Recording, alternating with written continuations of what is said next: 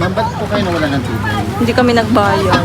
Ayan naman pala, hindi kayo nagbayad. Ayun na nga mga kabaks, nakakaloka kasi ang daming commotion sa labas. Ayun pala, walang tubig. Ayun na nga. So, may bombero daw sa labas. So, ako at may dali-daling kumuha ng rasyon ng tubig. Diyos ko, mahirap na walang tubig.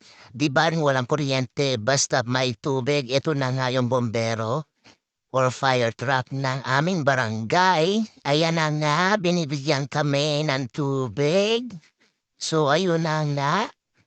Ang dami nakapira. So, sobrang apektado kami dito, mga kabaks. Walang abi-abiso to ng Maynila, Diyos ko. Biglaan, gulatan portion talaga to. So, ayun na nga. Kanina papalatong, walang tubig. Pagising ko, wala na pa ng tubig. So, ayun na nga.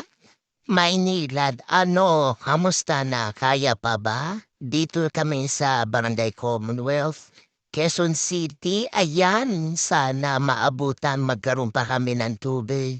Galing sa fire truck, talagang nahihirapan kami pag walang tubig.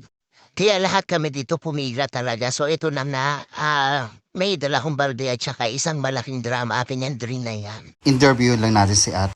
Ma'am, ba't po kayo nawalan ng tubig? Hindi kami nagbayad. Ayan naman pala, hindi kayo nagbayad. Kasalanan nyo yan. Ate, bakit po walang tubig? Hindi ko alam eh. Kaya wala rin kayo tubig. So waiting lang kami ng turn namin dyan. Ang dami nakapila. Mga ilang araw po maulan? Mahigit kumulang. Siguro, hindi ko masabi sa ngayon eh. Kaya nga Bakit po ba nawalan ng tubig? nalulungkot ako. Paano nalulungkot? Nalulungkot ako. Wala po ba tayo? Ito po ang ayun. Eto nga mas nakakaloka. Naubusan ng tubig ang fire truck. Ano po feeling na naubusan ng tubig? So dry. We're so dry. Naubusan kami ng tubig, nakakalimutan.